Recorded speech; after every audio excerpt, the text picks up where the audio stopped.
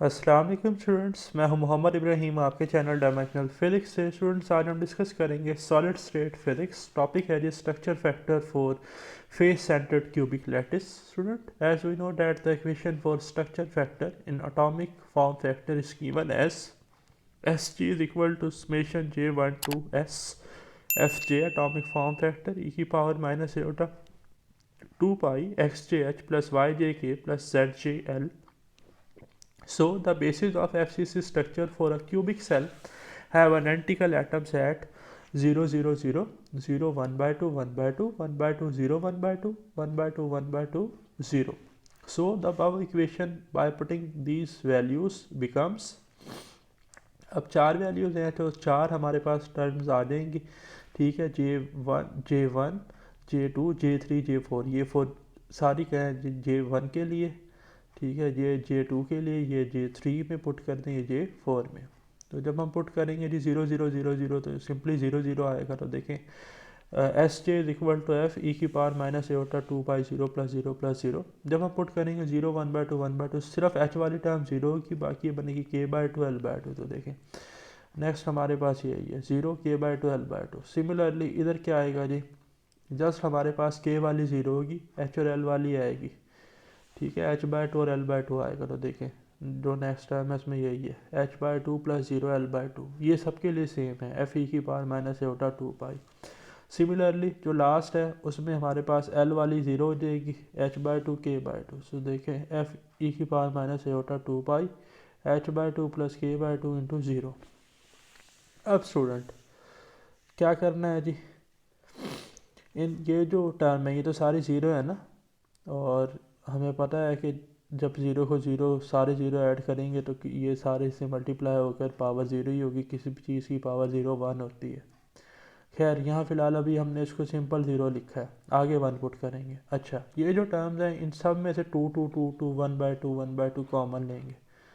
ठीक है ना, तो ये जो बाहर वाला 2 है, जब 1 बाई 2 कॉमन लेंगे 2 से 2 कैंसिल होगा तो बनेगा e की पावर माइनस एटा पाई के प्लस एल। इसी तरह e की पावर एटा पाई एच प्लस एल, क्योंकि 2 इस वाले 2 से कटेगा, जो 2 हम कॉमन लेंगे ना 1 बाई 2, ये बाहर वाले 2 से कट जाएगा तीनों टर्म्स में।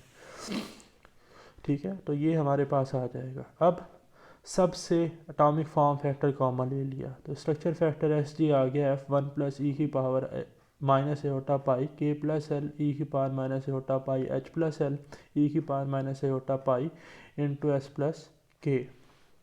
अब स्टूडेंट दो केसेस हैं हमारे पास। ठीक है जी, पहला केस जो है ना वो ये है, if all the indices are even और ऑड, या तो सारे के सारे इवन हो या सारे के सारे क्या हो, ऑड हो। ठीक हो गया। अच्छा, कहता है all the exponential become even integer and multiple of e की power eta pi give value equal to 1।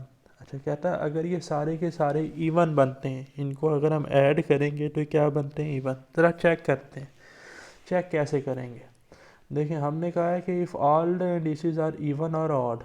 ठीक है जी, सारे इवन हो या तो सारे ऑड हो। फॉर एग्जांपल मैं कहता हूँ सारे इवन हैं, सारे इवन हैं, तो सारे इवन जो हैं इनका आंसर हमें, फॉर एग्जांपल अगर ये सारे इवन हैं, क्या है स्टूडेंट, इवन, तो वैल्यू हमारे पास आ गई फॉर एग्जांपल 2 प्लस 4 प्लस 6, ये सारी इवन वैल्यूज़ बन रही है ना, तो इसका आंसर आता है 12।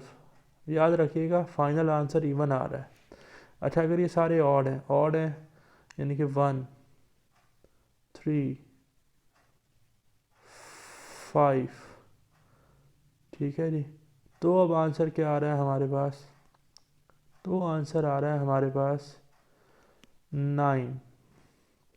अब जब ये सारे के सारे इवन हैं, जब ये सारे के सारे इवन हैं तो ज़रा इधर देखें, ये इवन के केसेस हैं 6 4 2 सो ऑन 2, यहाँ 12 आया ना, तो यहाँ अगर हम चलते जाएं 8 10 12 आता है, तो इन सब में आंसर क्या आ रहा है एक्सपोनेंशियल का, 1। तो 12 के लिए आंसर क्या आएगा, 1। सो इवन के लिए तो वेरीफाई हो गया कि हमारा फाइनल आंसर क्या आएगा, 4f। बट ऑड के लिए ये ट्रू नहीं होगा।